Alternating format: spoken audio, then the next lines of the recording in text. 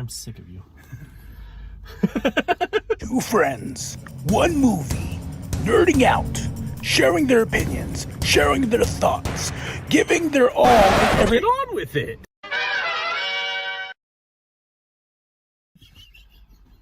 I like how we have to think the idea of Falcone getting his dick wet in this movie. I just like before I push it, I'm like, you ready? Yeah. Welcome everybody to POP-FLIX. We saw a movie. I mean, that is what we did. We saw a movie. That is an accurate representation of what we saw. The Batman. I was really hyped for this movie. I was super hyped, and I think that's what was some of my letdown. I had a conversation before, and I told you about this a few days ago, that I was like, I have no interest in touching any reviews, material people have said about like their thoughts or anything like that. I wanted to go in this as fresh as I could because ultimately I didn't really have great expectations in this movie, because most of the time when we have a project like this, it's not exactly something I care for. Well, I think too, for me personally, because I just, I love Batman. And I got overhyped for this movie. What you always do. I always do. And I liked the movie. I thought it was great, but it wasn't like, whatever review I saw where they're like, oh, this is better than Nolan's trilogy combined. I'm like, nah. I think Batman Begins and Dark Knight holds up pretty well. So having thought on that a little bit, I thought the reason they say that is this movie is more artsy than those movies were. And that's what gives, and this is the thing, is movies aren't, like, no movie is made for everybody, but certain movies aren't made for other people. And some people go, oh man, superhero movies are so overhyped, they're so stupid, they're so all about explosions and stuff like that. And you're like, kinda, like, that's what the purpose of them is supposed to be. And this had a story, and this was more like, well, Dark Knight had a story. Dark Knight had a story, but no, this was like one of those, and like, because people came up to me like, God, what you think of it? I was like, I liked it. Then everyone was like, oh, you were like you were ready to go beat up somebody for this movie, and I was just like, yeah. I go, it's probably one of the, not, I want to say most unique, but most unique Batman movie, because it's much more grounded, way much more grounded. That detective aspect is much there than most of the Batman movies. We get more Batman than we've ever gotten in a Batman movie. Like, he's Batman most of the time, and we get Bruce Wayne probably like 10 minutes out of the movie. Yeah, well, it depends if we count some scenes where he's kind of both. Yeah. Oh, when he has when off with the mascara and all that. Well, there's also the other times where he's wearing like the hoodie and the like little piece over his face, or I guess we're going. I mean, spoiler a bit. The hospital scenes. Yeah. Like, is he Bruce Wayne or is he Batman at this point in time? Sort of like you got this weird, because like Selina has that stupid line that I don't think this movie earned, where she's like, I know that this is more your face than what's behind the mask. And you're like, I heard you cringe. Yeah. I heard you cringe. It's a true line. Like, that is one of my favorite, like, moments in, like, comic books, is when Bruce, Diana, and Superman all hold on to the lasso of truth and say who they are. And, he's like, I'm Clark Kent. I'm Diana Prince. I'm Batman. And you're like, because that's who he is. And I understand that, but this movie didn't earn that. He's been Batman for 2 years at this point. And I kind of find it funny, like, the suit's in the backpack, and he goes around and then throws on the suit, then throws the suit back off, and then... Which, that suit is made of highly dense bulletproof materials. There's no way it's fitting in that backpack. He was working on a suit in the book. The book I told you I read the prequel to. Nothing big happens in it. I know about the orphanage the Riddler burned down, because they talk about that in the movie, but the Riddler did that. And they're both the same age. That's why I remember texting you. I was like, hey, I did the prequel book. You're like, well, I was waiting to the movie. And I was like, don't tell me about this. And I was like, it was like a month ago, right? I read the book. Yeah, about. And I was like, oh, it's going to eat at me because I wanted to talk to you about it. But no, nothing really happens in the book. It's Bruce building the car and building his suit. And he calls it Project Gotham when he would becoming the Batman and stuff like that. And it doesn't really touch too much into... It's just a quick story about him dealing with racers, and I don't know. It was a fun book, but it was more or less, it didn't add anything to the story, unless if you wanted to know, Riddler did burn down the orphanage because he was jealous of Bruce Wayne, the orphan, after his parents were killed. Riddler in this movie too. There were some moments like I saw a review my brother did. He wrote, "Oh, what's his face was amazing." I'm like, he was a little overboard. Like the one part where I kind of laughed and I heard you kind of go like, it was when the first time on the phone, he's like, "See ya!" Yeah. No, he like Instagram poses with someone he's about to murder, and you're like, yeah, no, that tracks with all of this. And I don't know why, like, were they trying to duplicate the Joker and Batman scene in The Dark Knight with him going to the asylum? It feels like it, and it's definitely not earned. And like this movie has a lot of good moments for an earned moment where it didn't. Like, this movie was 3 hours long, and it didn't earn a lot of its moments. Yeah. And I was telling somebody, I was like, I was sitting there and I'm like, all right, this has to be the midway point, right? Like, we're getting into the third act here soon, right? And that it's funny because I was talking to the wife. I was like, with Endgame, that being 3 hours, it doesn't feel like 3 hours. Nope. It's like suck in, boom, boom, boom, boom. Here we go. Oh my gosh, we made it. I can watch that movie over and over. This one was like, okay, I can watch the freaking Zack Snyder Justice League 4-hour run and still be sucked in and this and that. There was some moments where I got sucked in with the music. I got sucked in with what they were trying to do with the character and whatnot. And especially the music. I really want to know who did the score. But that was one of the things in the Batman. I was like, okay, those are cool. Then I kind of got out of it. I'm like, all right, like, God, like, So I've got a few problems overall that have been in my brain that were just ultimately like, I don't care enough to make them big deals. But there are definitely a few things I want to make sure we bring up in this that bothered me. So there's a lot of times where there's like photos taken from the front of the Iceberg Lounge that they're like incriminating photos of these political figures, yada, yada, yada.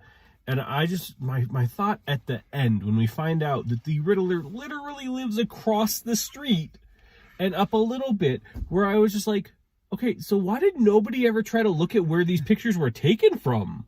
Because it's literally where he's been this entire time, and he doesn't have the operation that he can just, like, hide everything away real quick. So, and I was just like, oh, man, these are kind of, like, weird candid photos going on. And they're like, well, they're all taken from the same spot. Why did nobody think to just, like, where's this coming from? Up there. Let's go check on that apartment real quick. Knock, knock, knock. Oh, crap. Yeah, and there was one great scene that I really liked. It was on the roof when he escaped. Like, I really like Gordon and him's relationship. Mm-hmm. And he's just like, all right, you're just going to slug me. That building, all of, like, do you remember Burton's, Burton and Schumacher's kind of settings of Gotham, mm-hmm. where, like, these impossibly tall buildings throughout? Yeah, anyone that says the Batman is grounded, how tall is the GCPD? For some reason, ridiculously big. It's like 100 stories tall. I'm like, how many do we really? We're trying to defund the police. Yeah. No, not even that. You're just like, why? And then the best part, he grappling hooks from the bottom to the top, and yet there's still a crap ton of cops up there with him already. I know, when he was going up and they were shooting at him, and I was like, damn, there's a lot of cops in this building. And also, they're all suddenly on the top floor. Like, what the hell? How did everyone get up there so fast? And for me personally, I don't know how to feel about what they were doing to Thomas. Well, he's still ultimately an innocent party in it. Like, but you know what I mean? Like, he really wasn't, because he went to Falcone, and even though he did, like, that was cool though. That was a cool pull when Falcone was like, hey, your father, I was like, oh man, that is a deep cut pull from the comic books. And when the thing came about Thomas and Martha, blah blah blah blah, I was like,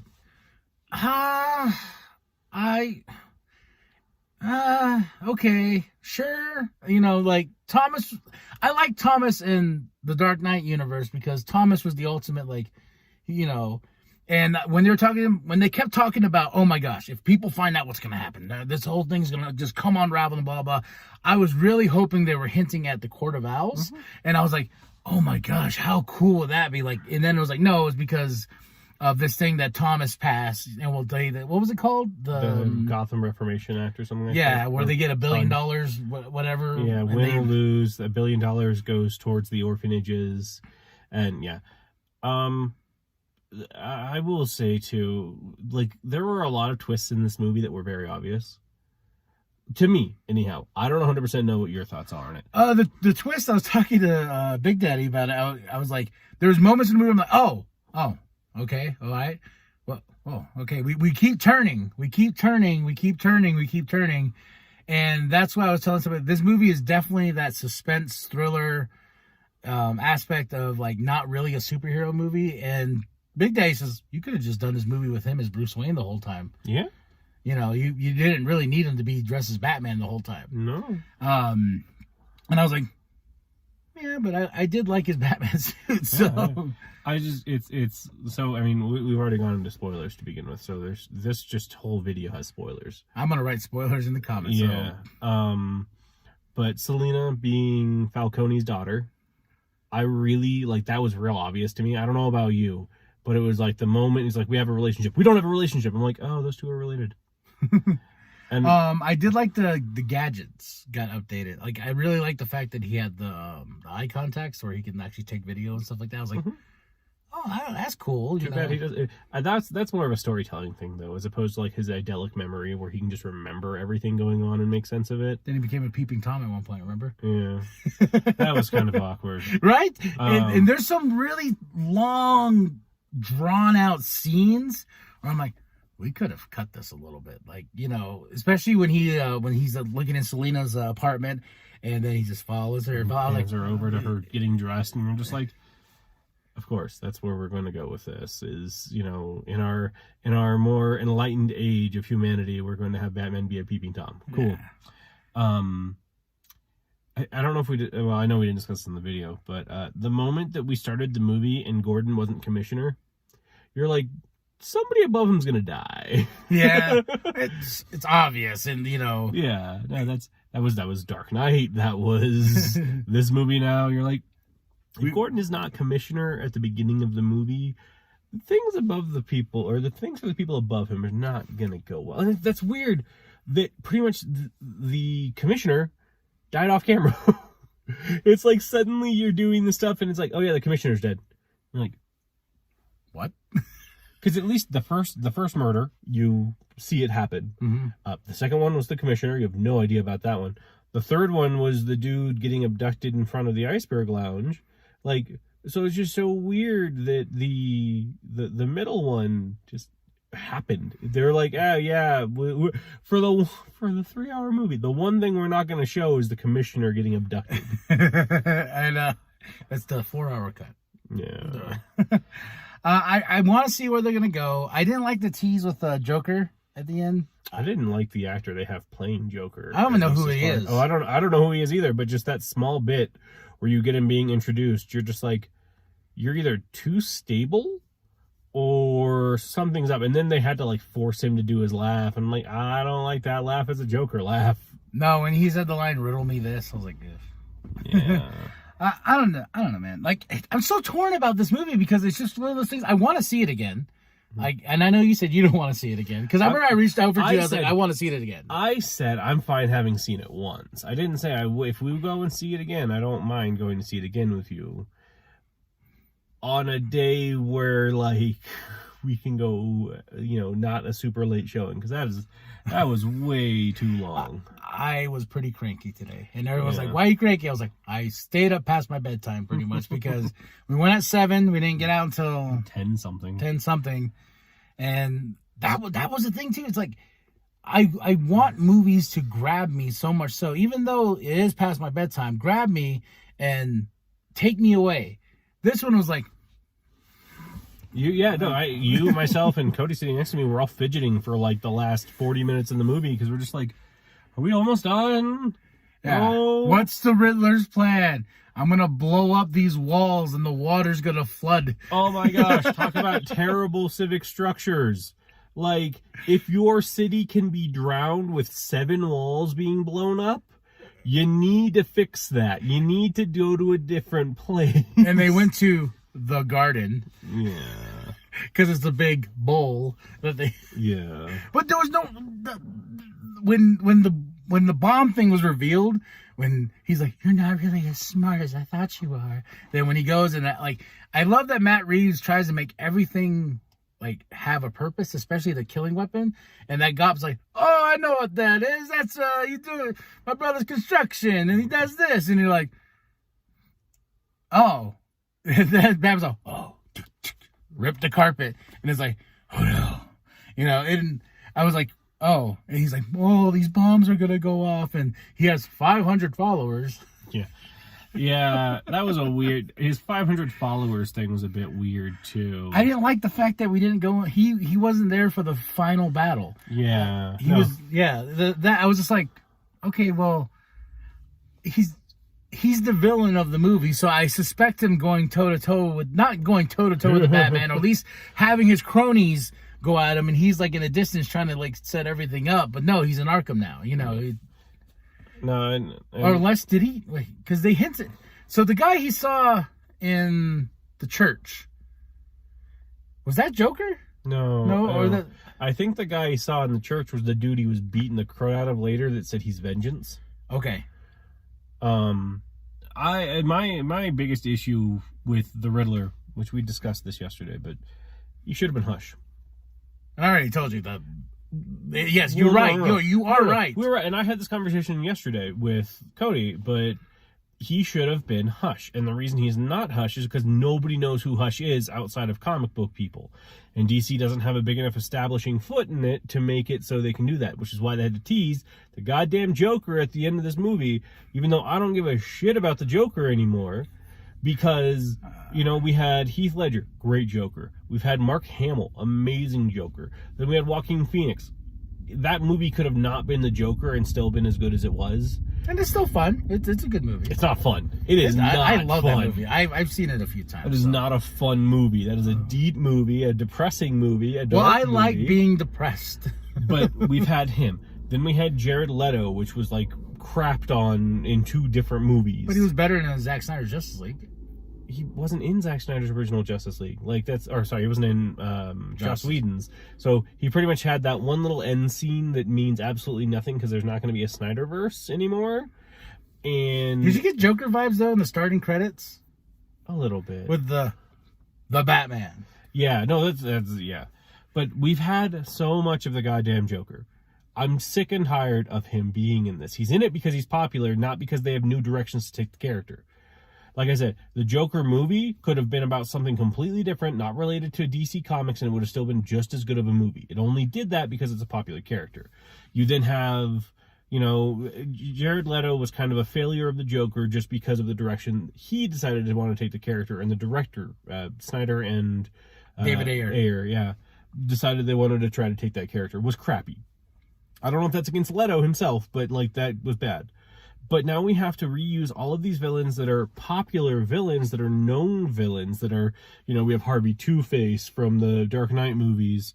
Because I was literally talking to Cody yesterday about how the villains in the past, 50 years haven't changed. If we go back to the Superman movies, and then we go to the Burton Batman movies and the Schumacher movies, Schumacher at least explored with Ivy and Freeze, but we have in that time frame we have not changed villains because these are the popular ones that people know, and these are the ones we can rely on to be cash grabs. We have the return of Penguin, we have the return of Catwoman. But Penguin was great. No. I'm not saying these characters can't be done well. I'm saying that people are refusing to take a chance on new villains in the comic books because we have these established ones that Batman's Rogues Gallery have to be this. I would like the idea of seeing a new Dr. Freeze. I think that I wanted a new Riddler. Character. But we didn't get a new Riddler. We got a reskinned Hush. Yeah. And I wanted a new Penguin. No offense to Danny DeVito, but I think it'd have been great if they'd gotten him to play him in this one. But Colin Farrell's Penguin was awesome. You know what's funny is before we were watching the movie, we had that little intro thing for it, the cast and crew, and I saw Colin Farrell there, and I was like, "Who the hell is he in this movie?" And then I'm like, "Oh right, he's Oswald." You freaking rat. Yeah, no, like that I saw that and I was like, right. I completely, because you know who I thought they'd actually gotten to play the Penguin, which was weird in my head. I think I know who you're thinking about. Who? God. I can see his face. Okay, go ahead, say it. I think it's Patrick Oswalt. Oh no, I totally went the other way with that. Oh no, but like he's in this stupid joke thing called Batman, which was a college humor thing. He played the Joker, or he played the Joker. He played the Penguin in that, and I was just, for some reason, my brain thought he had been cast in this movie for that same role, for some reason, because I completely forgot about the fact that Colin Farrell was that. But yeah, no, I was just like, huh, that's neat. Yeah, but I definitely want to go see it again. I definitely want to dissect the movie a little bit more and. As we fall asleep during it the next time. Oh, great credits. We wake up as like Batman's like helping that person onto the stretcher. We're like, oh crap. And if you're watching this and you haven't seen the movie yet, because people do that, you don't need to stay till the end credits. No. All that happens is a little thing from Riddler that says goodbye. Yeah. And so there's nothing at the end credits. There's no mid-credit scene, so you can literally leave in the movie. Yeah. You can run. Yeah, I will say that it's funny that this is not how a movie should go. In my head, I was making a lot of scenes in the movie funnier just by doing one random thing differently. Like, there's a part near the end of the movie, which I hope you guys have seen this before you watch this, because then there's a lot of context you're missing in our conversation if you haven't. But there's a person that he's helping onto one of those airlift stretchers, and she puts her hand on his shoulder, and he looks down at it, then looks down at her. And I just had this weird thought in my head of her just punching her in the face. Get off me. Just like, and then just like leaving her there. And I'm just like, why did that go through my head? Has this movie been that boring that I'm making Batman beat up random civilians in my head for fun? Worst scene in the movie just for the pacing of it. When final act, Batman's just finished being a badass, got hit by a shotgun, falls off the edge. He's hanging there by one arm. The dude who shoots him, like, looks up, slowly gets up, pulls out his shotgun, like that he just shot Batman with, leans over, you're like, are you going to shoot him yet? Open, slow. And this isn't like it's done in slow motion. This is real time going on. This guy's just doing all these things super slow, then pulls the shells out, puts the new ones in there, closes the gun, puts the gun down towards Batman, like right on his killed him, temple. Like, I could have killed him. Like, I would have. Oh, great scene. Batman steroid up. Oh, yeah? Well, that was the other end of this. Was that led into a good scene? Because then Catwoman comes down and saves him. I'm like, you guys are setting up the fact that she's going to come save him, but if this was done in like quicker time where it was like a sudden thing that occurred, then her saving him would seem more timely. But no, that thug just gave them all the time in the world. And I remember I told you, I was like, so you're telling me he got shot 1 billion times in this movie, and it was one shotgun that took him out? Yeah, he took like full-on Uzi fire. He got shot with handguns, and yeah. Yeah, but I did like the steroid thing, because I was like, that is so Batman, where he's like, I have to do whatever is necessary. Oh! And then he just starts beating the shit out of that guy. I swear, just like after they pulled him off, if you just punched him one more time, I would have laughed so hard at that. Like, that would have been the greatest scene in the movie. It's like, Batman. He like looks down at the guy. And just like ends it there. Yeah, but we shall see. We shall see how it goes. They're making another one. I think they just announced that they're going to do 2. There's a Penguin show with Colin Farrell coming out on HBO Max. Oh man, I don't care. Like, he was fine in the movie, but I'm not going to watch a full-on show with him. Disney. Okay, so here's the thing: they're copying Disney now on HBO Max because, but the difference is, WandaVision. Good movie because of what had initially been set up throughout the other stuff, and it's a deep psychological tale. Falcon and the Winter Soldier. Great story that leads into other characters that are underappreciated characters in multiple movies coming together. Loki. everyone loves Loki. Like, I probably have my most issues with Loki itself just because it's kind of just all over, but it's heavily setting up Phase 4. Hawkeye, a fun little story that gives Hawkeye the final like moment to be the center of attention as he's doing stuff. Also introduce Kate Bishop as the possible next, well, now she is the next Hawkeye because he gave her the name. Like, these shows all have a purpose to set up nice things or give tie-offs to characters who kind of needed them.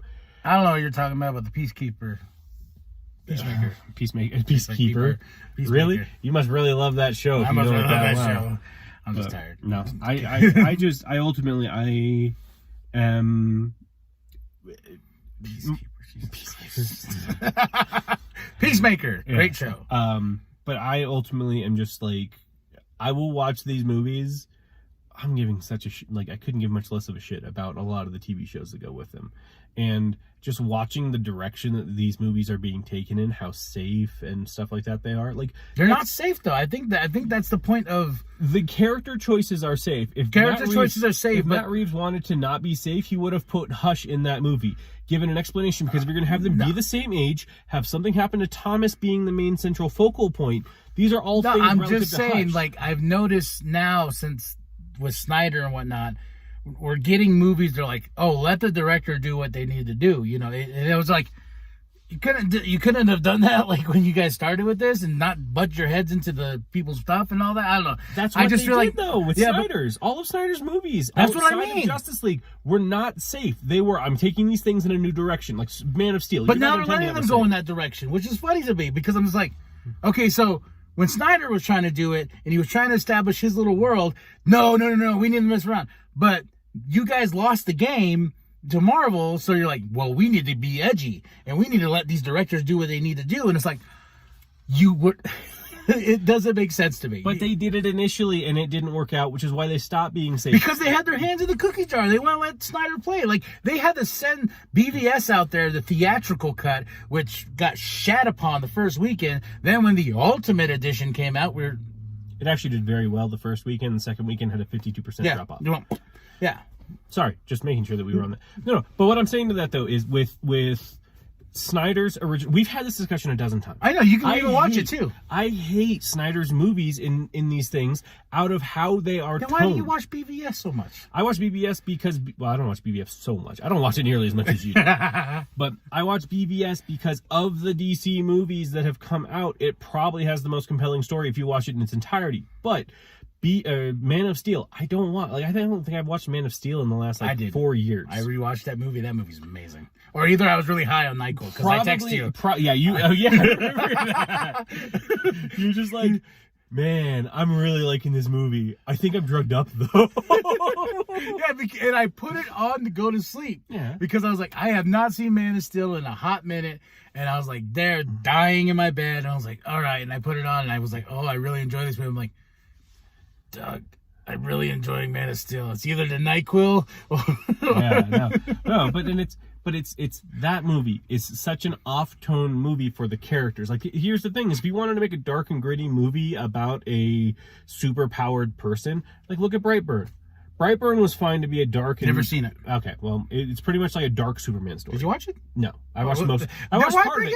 I watched part of it. No, I watched part of it.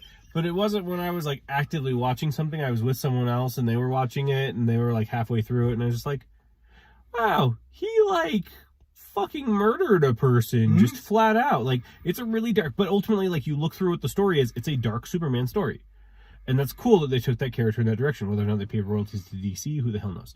But regardless, it's that we have all of these movies coming out now that are trying to be, this is Eternals, Batman, or The Batman, and like various other DC properties that are trying to be artsy or trying to be gritty with things that are not necessarily meant to be that. Now, Batman is, but we've gotten gritty Batman so many times, it's not fun anymore to me. And Cody and I were actually talking before the movie about Alfreds. Like, I don't personally think there's ever been a bad Alfred cast, as far as like almost. And we didn't get that much Alfred in this movie. And we didn't, and that's the problem. I was like, man, poor Andy Serkis. Like, he's such a good actor, and he just does not get like long roles in movies. I wanted their relationship to develop more than just the one scene where after he got blown up and whatnot. I was like, Because when they did that, I was like, are you gonna fucking kill Alfred in this movie? Like, that was my first initial thought. I was like, fuck that. And then I really thought he was going to lose his arm, and I was just going to be like, wow, it's Claw from the... This is his origin story. This is his actual origin story. That thing where Ultron cut his arm off didn't really happen. No, but I'm getting so sick of safe movies, of safe superhero movies, that, yes, this was not a safe movie, but they took so few risks on a lot of it that it really bothers me. It was honestly like if you took Watchmen, you took... Rorschach vibes, remember? Yeah, you took Watchmen, you took Dark Knight, and you took a little sprinkling of, the Hush storyline. And you put all those together, this is the movie you're getting. Where you're like, oh, that sounds kind of like a cool combination, except for the fact that nobody took chances on anything. Except, and I will give him props on this, the actor who played the Riddler really went out there for some of it. Like, he put himself out on the line, and that's fine. It didn't fit the character, but he really did his laughing and crying. Oh, real quick. I think I can now, I finally pinpointed it in my mind.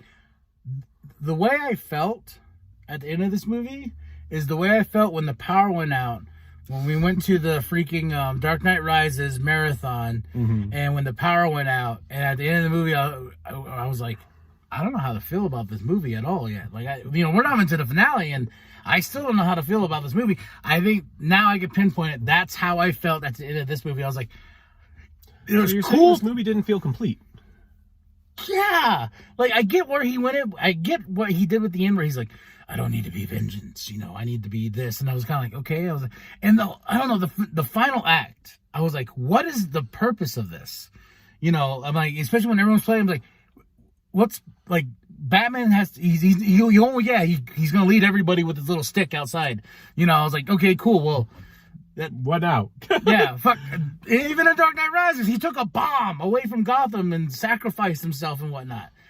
Yeah. I don't know. I think, yeah, you're right. I felt like there was something that I needed out of the movie that didn't make me go like, I will also point this out. We talked about this after. That mayor who got fucking shot. Oh, yeah. And then it's like 10 minutes later, like, just walking around. You're like, what the hell? It turns out she's one of the Martians. One of the Martians from, yeah. All right, y'all. Wow. Tell us we talked so long, the entire light went from lit to not.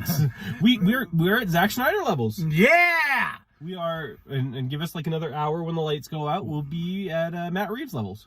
Oh, that was another, real quick, I do want to say this. If you are watching this in the movie theater or in a darkened house, there's a lot of jumps between dark and then light. And then a lot of red.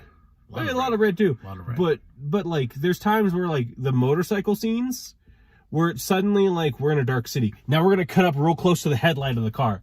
Or the car. And you're just like, you're making my eyes just dilate constantly. And yeah, sorry. I just wanted to point that out because it wasn't a hateful thing on the movie. It was just a weird aesthetic choice that physically hurt my eyes. I didn't bother.